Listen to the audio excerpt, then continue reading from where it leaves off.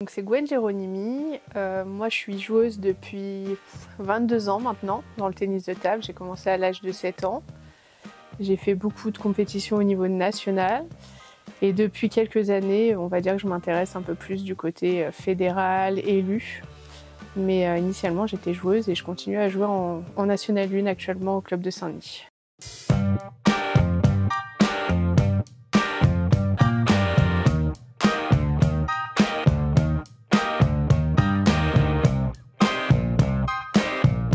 Alors j'ai toujours été sportif, mais mon premier sport ça a été la natation. Et ensuite en fait j'ai la piscine de ma ville qui a fermé et ma meilleure amie qui est venue me voir en me disant bah viens on va tester le tennis de table, ça va être trop bien. Elle a arrêté au bout de 2 mois et moi ça fait 22 ans que j'en fais encore.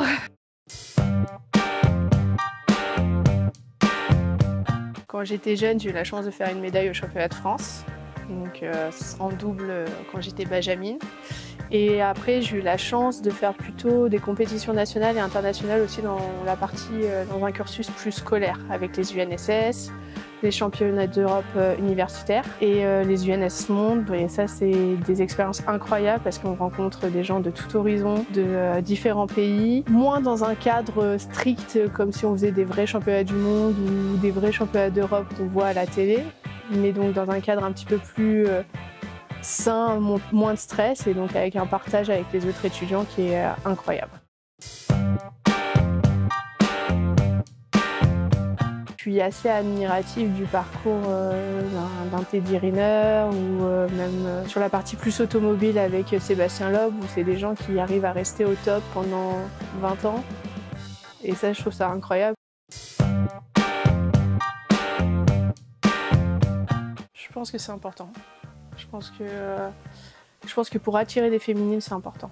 Si on n'a pas une féminine qui représente... Après, c'est pas forcément quelqu'un... Je suis pas sûre qu'il faut quelqu'un de haut niveau ou il faut quelqu'un d'accessible. J'ai eu la chance quand j'étais à Levallois d'être en section sportive.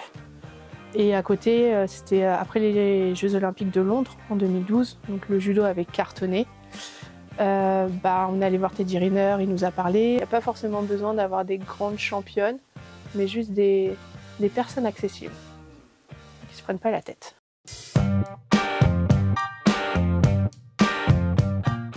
Moi je suis ingénieure dans la vie de tous les jours, donc les 80% hommes c'est la même chose dans certains secteurs d'activité. Donc d'avoir vécu le tennis de table m'a énormément apporté en termes professionnels. Par contre, je pense que être une femme dans le tennis de table, c'est pas la chose la plus facile. On est souvent dénigré, on est souvent comparé aux hommes, alors que pour moi, on n'a pas à être comparé aux hommes. C'est juste qu'on a des styles de jeu différents, on est totalement différents. Je pense que des fois, c'est compliqué. C'est compliqué. Et ça vient pas forcément des meilleurs. C'est ça qui est assez étonnant. C'est pas forcément les meilleurs joueurs qui sont machos, ça va être les intermédiaires. Où là, c'est quand on joue en régional où ça peut être plus compliqué. En fait, c'est venu en 2019. J'ai une joueuse qui vient me voir et qui me dit on est en train de faire un sondage pour la partie féminine, est-ce que ça te dit de venir travailler un peu? C'était via le club d'Antony. J'ai dit pourquoi pas. Et on a travaillé ensemble sur vraiment un gros dossier, savoir qu'est-ce que les filles voulaient dans notre championnat.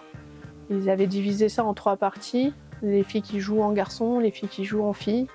Pour savoir un petit peu les attentes. On avait fait un gros rapport et après coup j'ai été embarquée sur une liste fédérale un peu par hasard et depuis je m'intéresse beaucoup plus et quand en 2024 on m'a reproposé d'être sur les listes de Miguel, j'ai accepté. Alors pour moi mes premiers conseils fédéraux étaient tout récents donc c'était un petit peu nouveau pour moi. J'avais à cœur d'être quand même dans une commission pour m'investir. Donc j'avais demandé à la commission sportive et j'ai été prise dans la commission de développement. Je pense que ça va être très intéressant. Voilà.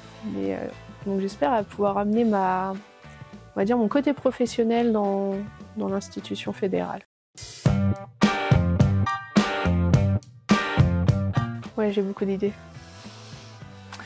J'ai beaucoup d'idées. On n'a jamais fait une analyse poussée en fait de notre entre guillemets modèle féminin dans le tennis de table, qu'il soit à la fois économique, parce que le problème c'est que les clubs ont une certaine vision, et eux c'est souvent financier, où c'est important. Et de l'autre côté, il y a la vision des joueuses où nous, on veut jouer entre nous, on veut avoir une bonne ambiance et on veut jouer à un niveau intéressant. Et des fois, ces deux visions-là sont à l'opposé l'une de l'autre. En fait, il y a pour moi deux axes de développement. Il y a fidéliser les joueuses qu'on a aujourd'hui et aller en chercher d'autres. Donc pour la fidélisation, c'est d'avoir un championnat qui tient la route, avoir dans les clubs, réussir à trouver ce qui est nécessaire pour que les femmes restent et ensuite aller chercher d'autres publics. Pour moi, il y a pareil deux types différents. On a quand les gamines sont vraiment très très jeunes, au primaire, où chacune font du sport. Généralement, on peut aller les chercher là, donc aller dans les scolaires, c'est hyper important. Et essayer d'avoir en fait des féminines qui aillent dans les écoles pour faire les démonstrations et pour montrer qu'il y en a. Moi, je me souviens, à Levallois, il y avait une petite qui nous avait vu jouer et derrière, elle avait dit « Ah, j'ai envie de faire du tennis de table parce qu'elle a vu des joueuses jouer. » Et on n'a pas besoin d'être d'un niveau exceptionnel, juste mettre la balle sur la table pour montrer que voilà, qu'est-ce que ça peut donner dans 3, 4, 5 ans. Chez les adultes, c'est différent. Les femmes veulent faire du sport pour son bien-être. Donc pour moi, c'est quelque chose que je connais moins, mais c'est deux axes différents et il faut adapter en fonction de l'âge. Collège-lycée, aller chercher des joueuses au collège-lycée, les féminines, je pense que c'est très compliqué, surtout actuellement avec la société. Par contre, il faut garder les nanas qui sont dans cette tranche d'âge et qui sont déjà chez nous. C'est là où on en perd le plus. Je pense qu'il faut peut-être un peu plus d'échanges en fait. Moi en tout cas, c'est ce qui des fois a manqué et je pense que j'ai été assez chanceuse.